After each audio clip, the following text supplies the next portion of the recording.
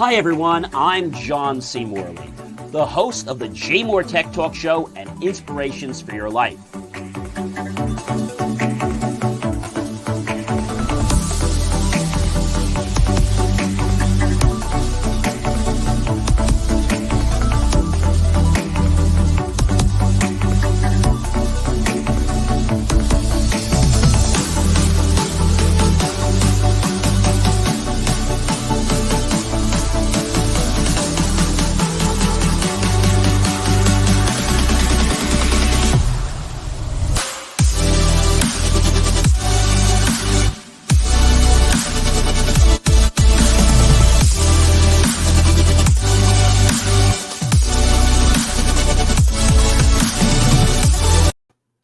Well, hi, everyone. It is John C. Morley here, your host of the JMOR Tech Talk Show. It's great to have you here. And I can't believe that we are already on the second Friday of July. I cannot believe that. July 8th. Hopefully, all of you had an amazing 4th of July with friends and family. And we have a great show here for you tonight. So let's get right into it. So first thing is Google, as you know, is making some changes. And an interesting change that they're actually making is Google has, for a long time, been storing all kinds of data. Well, Google said now that they're going to delete certain data. And what kind of data are they going to delete? Well, I'm going to tell you. So Google is now going to delete all location history data from abortion clinic visits. This is pretty interesting that they're actually going to do this. The company said, and I quote, that sensitive places, including fertility centers, clinics, and addiction treatment facilities, will also be erased. Very interesting. So Google will delete location data showing when the users visit an abortion clinic or the others that I mentioned. And the online search company said recently, after concerns that a digital trail could inform law enforcement if an individual teammate had a pregnancy illegally, and they didn't want to get involved with that. So state laws are limiting abortions set in after the U.S. Supreme Court decided last month that they are no longer guaranteed by the Constitution. The technology industry has really been pulling their hair out with police, and now they could obtain warrants for customer search history, geolocation, and other information revealing pregnancy plans. Google recently stated that it would continue to push back against improper or overly broad demands for data by the government without reference to abortion. So interesting that this is happening. I think it's a good thing for privacy, but it's a shame that they have to go through this level to be able to keep some people innocent. So just want to share that information with you. So again, Google is going to be deleting location history data for abortion clinic visits and also sensitive places like fertility centers, other clinics, addiction treatment facilities also will be erased. So interesting that they're doing this. So we'll have to keep an eye and see what's happening there, definitely. And some other interesting news that I think you're definitely going to want to know about is the FCC commissioner calls on Apple and Google to remove TikTok from their app stores. What the heck is going on with this? I mean, this is just this is insane. I think they're worried, and they're wondering, what is TikTok actually doing? Is our data safe or is it not safe? And then some other communications transpired whereby they are working to move TikTok's data to Oracle to hopefully secure the data a little more. So we're going to have to see, what happens. And you probably remember that Apple and Google didn't immediately respond to the requests for comment a while back in a statement. And TikTok called the BuzzFeed report misleading. Quote unquote, like many global companies, TikTok has engineering teams around the world, close quote. Now, TikTok has obviously got their hand in the cookie jar. And I quote, we employ access controls like encryption and security monitoring to secure user data. And the access approval process is overseen by our US based security team. TikTok has consistently maintained that our engineers in locations outside the United States, including China, can be granted access to US user data on as needed basis under these strict controls. Close quote. I know what they're saying, but I have to say I don't agree with them. They've been caught before. And why should we believe TikTok? I mean, once somebody does something to lose our trust, why should we believe them? And another statement made by BuzzFeed News, and I quote, it stands categorically behind our reporting that the US users' data was accessed by China based TikTok employees far more frequently than previously known. And we're glad that TikTok even confirmed this in its own statement. For years, US officials have expressed concerns that Chinese government access to US users' data or communications could put national security at risk, but whether Carr's plea will work is uncertain at the moment. So I think it comes down to the fact that we as people in the United States and data in the United States have to have rules to prevent data from being taken and put into the wrong hands. And so we don't actually know what TikTok's plans are, whether they're going to use it for good, for bad. We don't know. But we know that China is behind TikTok. And so because of that, we know that we can't trust them 100%. After all, we've caught their hands and a lot more in the cookie jar, causing challenges, but we won't get into that on this show. I just want to let you know that I'm concerned with the data and where it's going. So what could happen is TikTok's data being on Oracle. So Oracle had discussed acquiring a minority stake in TikTok in 2020 when ByteDance was under US pressure to sell the app. The cloud computing giant will store all of TikTok's US user data on Oracle data servers under the new proposed partnership. Now, this was done in March of 2022, but is it really secure? I mean, I think that's really the question. And, moving US users' data to Oracle servers stored in the United States, overshadowing its migration, and the announcement was a report that followed claiming that TikTok staff in China had accessed the US user data as recently as this past January. What are they doing with it? I don't know. But all I know is that data is very important. And TikTok also collects information from your messages. So you may want to consider that when using the app to chat with friends. So I would be careful what you post on TikTok. If it's something general or something that you want to get attention on, fine. But just realize their messages are not going to be kept in any kind of confidence and might wind up on the news if they, let's say, interest them in a certain way.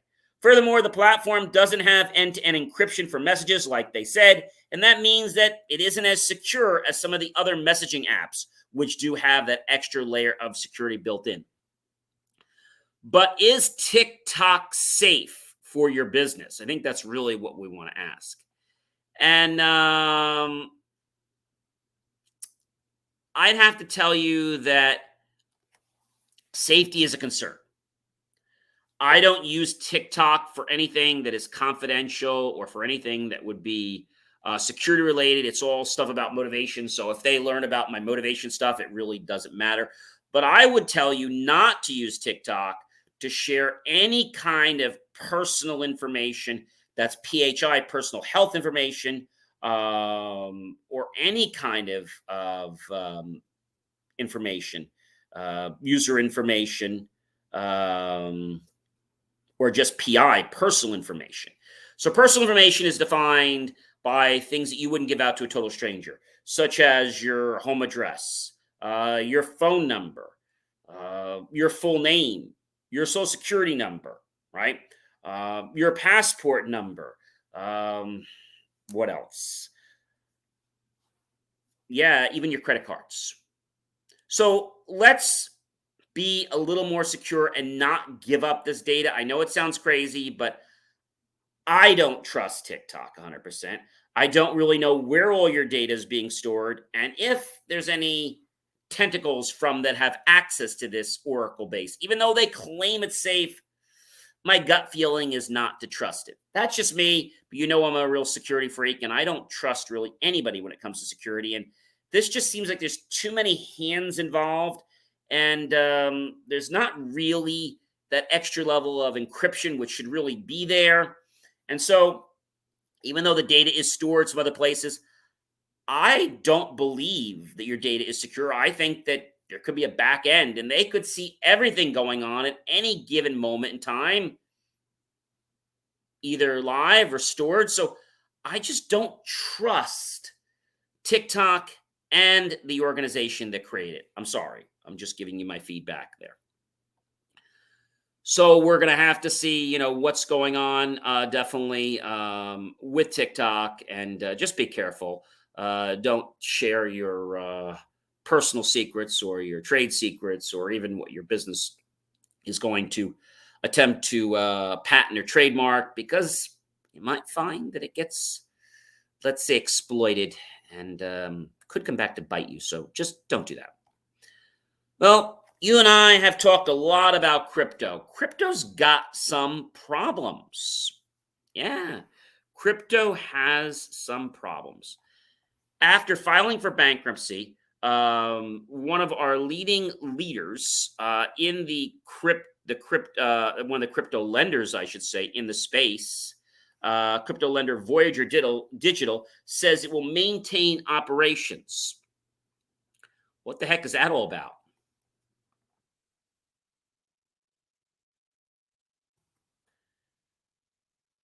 And people say to me, John, is the crypto market crashing? Well, Bitcoin and many other cryptocurrencies have been crashing since they hit an all time high late last year. Bitcoin had lost more than 2/3 of its value since it hit a peak of around 69,000 in November last year and is currently trading at around the $22,000 mark. So, why is crypto crashing? Well, if I had to give you the truth about it, I really believe it's because of this high they hit. And Bitcoin has lost more than the 2/3, as we said. And I also believe it's because of the fact that the money is not secure. And I believe that there are a lot of unscrupulous businesses and people exploiting you in the crypto world. I mean, it's not FDIC insured. No, no, no, no, no, no. That's right. Yeah, that crypto is not FDIC insured. Did you know that? I'm being truthful. Crypto is not FDIC insured. And you might say, why? Well, let's think about it. It's not FDIC insured, and the agency has been vocal about why it is. The FDIC is already taking steps to prevent crypto traders from being misled by false claims about deposit insurance. And I just feel that there's still a few people out there, quite a few, that are trying to exploit people's savings in the crypto and getting them for that fast kill. And the other issue we're going to find is with the IRS. Okay. The IRS requires you declare crypto. Did you know that?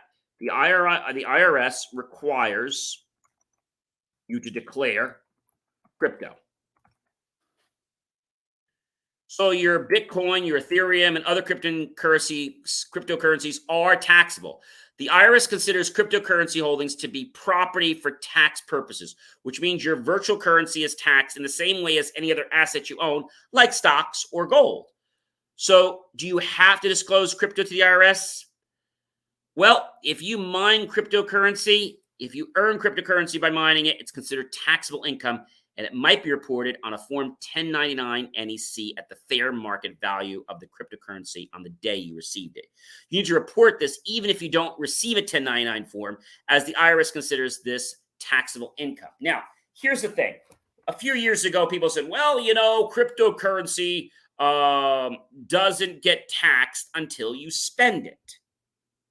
Not true. Cryptocurrency gets taxed when you take possession of it. Very similar to a property, right? So you might say, John, what happens if I don't report crypto to the IRS?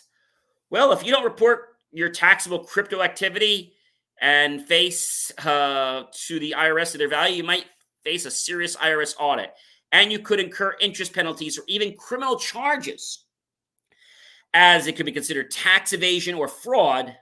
And this comes right from David Canadino, and I quote, a Milwaukee-based CPA and tax specialist, product manager at accounting, crypto track and tax reporting tool, accounting. So is cryptocurrency going to go away? You're required to pay taxes on crypto. Okay, and the IRS classifies cryptocurrency as property. And cryptocurrency transactions are taxable by law, just like transactions related to any other property. Taxes are due when you sell, trade, or dispose of cryptocurrency in any way and recognize a gain. So this means that if you make money, right, and you sell, you've got a gain, right? If you have property, you pay taxes on it, but you're required when you trade it. So if you decide to sell your crypto, you're going to need to pay tax on it. Or if you dispose of cryptocurrency in any way and recognize a gain, you're going to be taxed. If you've got computers and you're mining cryptocurrency, I think what a lot of people are starting to understand is that it's not as easy, and it's going to start to bite a lot of people. So if you earn $600 or more in a year paid by an exchange, including a Coinbase, the exchange is required to report these payments to the IRS as any other income via the IRS Form 1099-MISC. So people are saying to me, John, cryptocurrency sounds so easy, and people are opening in other countries because, the government wasn't able to really get involved. But I got news for you. You're going to get yourself in a lot of hot water. Many people I know that said, hey, John, come on board, go do this. And, not doing anything wrong. It's funny how many of them have disconnected their email addresses. They've disconnected their phones and fell off the planet. These are people that I met virtually online prior to around the pandemic time, I should say. And now when you want to talk to them about it, it's like they're busy. They're starting to realize that what they got involved with is not very legitimate. And if you invested anything into it, they're suddenly going to just blow you away. Now, luckily, I didn't invest a lot into it. But when you're trying to see, did you make any money on it, you're going to find that these things just sort of vanished. And it's because cryptocurrency is going away. When will crypto be gone? So they went from hot to this real warm, very boiling meltdown. People have started to speculate the end of the crypto run, but the truth is it's not over yet. Crypto market has been on this bull run for a portion of 2021, and people say they're not ignoring it. How long will cryptocurrency be around in our world? The Bitcoin system is still developing, making it possible, if not likely, that Bitcoin itself will continue to evolve over the coming decades. But however Bitcoin evolves, no new Bitcoins will be released after the 20 million coin limit is reached. So what happens to Bitcoin after all 21 million are mined? Well, that's an interesting point. The maximum number of Bitcoins that can be issued and mined is 21 million new Bitcoins. And they're added to the Bitcoin supply approximately every 10 minutes, which is the average amount of time that it takes to create a new block of Bitcoin. By design, the number of Bitcoins minted per block is reduced by 50% after every 210,000 blocks, or about once every 4 years. The total supply of Bitcoin is 21 million. The number of Bitcoins issued will likely never reach 21 million due to the use of rounding operators in Bitcoin. When Bitcoin supply reaches its upper limit, no additional Bitcoins will be generated, and Bitcoin miners will likely earn income only from transaction fees. So, is Bitcoin ever going to reach 21 million? It's really unlikely. It's because the Bitcoin network uses bit shift app operators and these arithmetic operations that round decimal points down to the closest, smallest integer. So I think what we're going to see is that it's going to start to go away. And people liked it because they thought that they could just get money, they could get this card, and then they could just pay for things, and that the IRS wouldn't be able to track it. I got news for you guys. This is not a way to hide money. You should never do that anyway. So if you've got people that are promising you the sun, the moon, the stars, you're going to get in trouble. Maybe not today, maybe not tomorrow, maybe not even 2-3 years from now, it might be 5 years from now or more. But trust me, you will get in trouble. It is not an FDIC insured. So my advice is stay away from it. All right. So, more and more things have been happening. I'm sure you guys are aware. And my question to you guys is, what's going on with our world right now? Because our world is constantly changing. Why is it changing? Well, it's changing because there is this greater, how can I say, there's this greater need for everyone to want to be able to be on top. Okay. And although there's nothing wrong with being on top, it's just that the way it's being done is causing problems. A big giant who we know Amazon, right? Well, Amazon, let's just say they're facing some more challenges. Which ones? Well, due to, yes, you know what I'm going to say, the antitrust. Yep. Amazon faces more challenges due to antitrust. And it's not going away. And this is in the UK and Germany right now. More antitrust scrutiny with Amazon in Europe, and the UK's antitrust watchdog has now opened an investigation to Amazon's marketplace on the same day Germany's regulators confirmed that it can apply special abuse controls to the e-commerce giant. Ooh, this could get pretty nasty and pretty expensive. The probe will consider, firstly, whether Amazon has a dominant position in the market, and if so, whether it is abusing that position and distorting competition by giving an unfair advantage to its own retail businesses or sellers that use its services compared to other third-party sellers on the Amazon UK marketplace. So UK regulators are definitely looking into this, and if they see a problem, trust me, they're definitely going to go after me. And that's just like a no-brainer.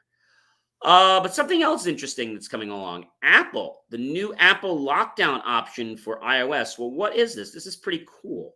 So this is a new lockdown mode for Apple. It's a new security feature. And it's meant to keep you out of trouble from spyware that can be trying to attack you. Now, it targets a very small group of people, statistically very, very low. Thus, if you are not in that percentage of people, you don't want to use lockdown mode because it will restrict you from doing a lot of things on your phone. It will make the apps function in different ways, not to get into all these different things, but there's a lot more security in there. Some of the restrictions are messages.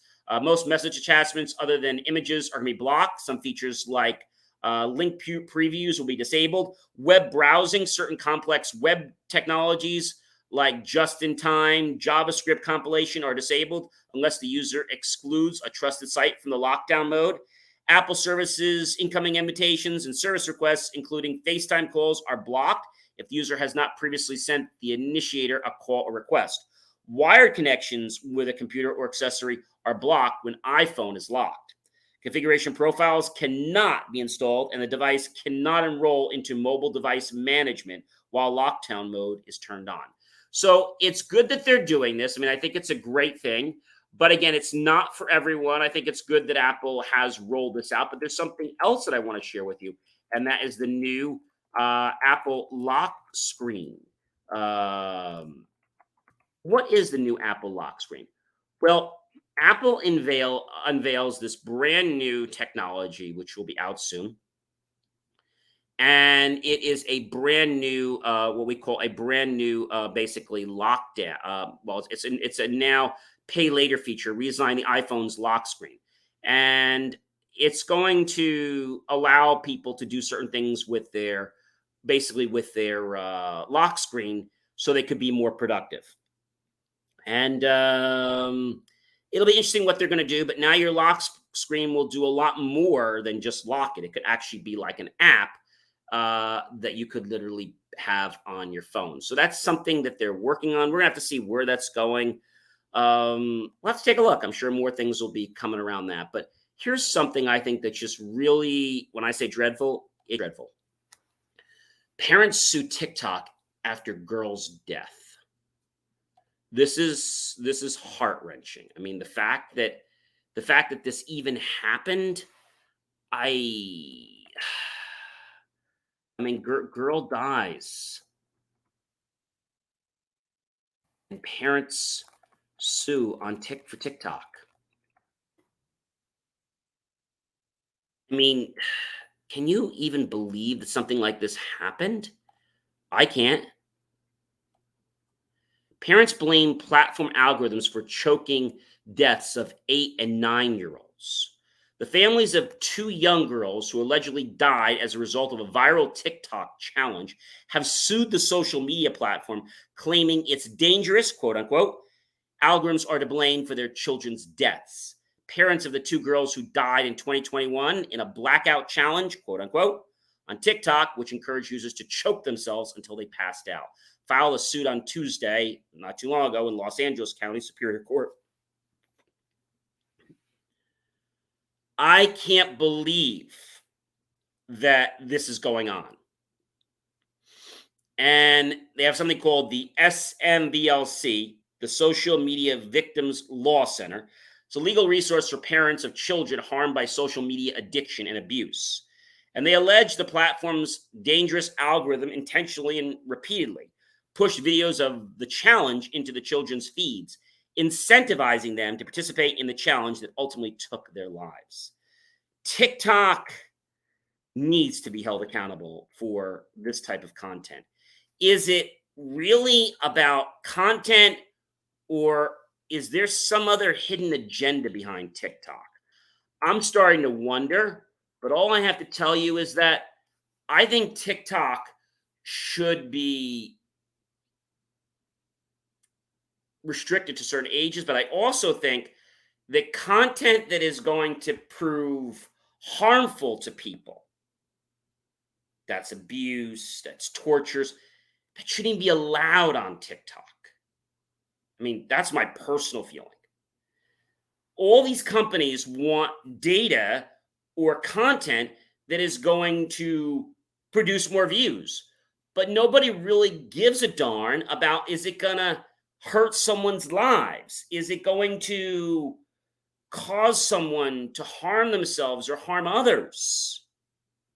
I mean, we've all watched a TV episode before, and we know that when we see something on TV, we know that it's all false and it's all staged. But when you watch something, especially if you're a minor and you're watching something, that can put some thoughts in your head. And that's why it's important to have these conversations. And that's why parents and anyone that uses any social media platforms, I think they should be restricted on the type of content that they can share. And also that you should have conversations and you should know what your son or daughter is doing. Because there's a wise man who I've had on my show before, Dr. Michael Nicitella, and he preaches something that's really amazing called odor, and that is online defense dictates offline response.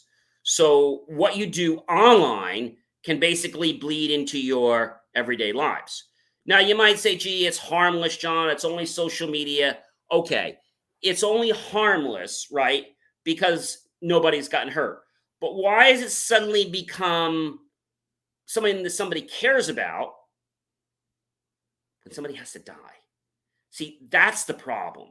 Why don't we wake up and say, hey, this is something that could be potentially alarming to not just myself, my family, and what about other people that could watch this and maybe take this the wrong way? I just feel that TikTok right now is a number agent.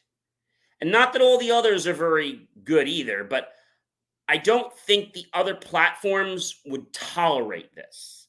And I'm not in love with them, but I'm just saying that the fact that this went on for this long tells me that TikTok doesn't care about people.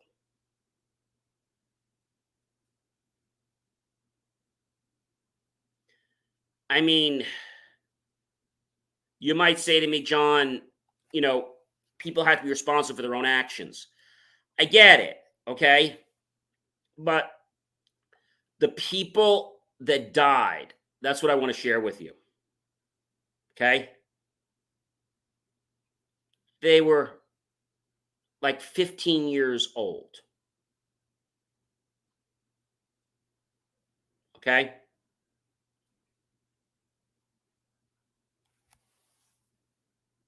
So I want to make a quote here that I heard from the SMVLC. And I quote, TikTok prioritized greater corporate profits over the health and safety of its users, and specifically over the health and safety of vulnerable children. TikTok knew or should have known we're actively using its social media product, quote unquote, they said. So, one thing is these families can never replace the lives of their two beautiful children. Tens of millions have placed their trust. And now, the fact that this just happened, it's a problem. It is really a problem. And I want to tell you something right now. TikTok is great to get some views, but if you see something on TikTok that goes against your moral, your ethical views, turn it off. Don't like the video. Don't comment on it. Okay? If anything, report that contact to these people that I was telling you about, which was basically, it's basically the social media police. And the social media police, who I've given you before, that is the group that can help you. And it's called the Social Media Victims Law Center, SMVLC, Social Media Victims Law Center. And you might say to me, John, well, where is the Social Media Victims Law Center? Well, I'm glad you asked me that. So you can get to them. They're actually a law firm in Seattle, Washington. They are at socialmediavictims.org. You can reach them by calling 1-800-687-1855. That's 1-800-687-1855. They are the Social Media Victims Law Center. And I would tell you that you need to report these things to them. They need to bring these things to our Congress and to our government so that something can be done. Because if something was done, these two girls would still have a family, and their parents would still have their beautiful children. I think sometimes these companies let money get in the way of doing what's right. As a country, as a nation, as citizens, as people around the globe, we have a duty that if we see social media that is going to harm or hurt someone or is seeming innocent, but we know there's a strong possibility that people could take it wrong, we need to report it. Not like it because it's funny or because we think it's so cool. No. I am just so blown away that there are just so many sick people on TikTok that actually liked this video. I mean, what's wrong with these people? I could go on that for hours and hours. So again, you've heard my claim on that. Again, my condolences to the two families, and I'd like to do something I don't normally do here on the air. Just like to give 5 seconds of silence for them.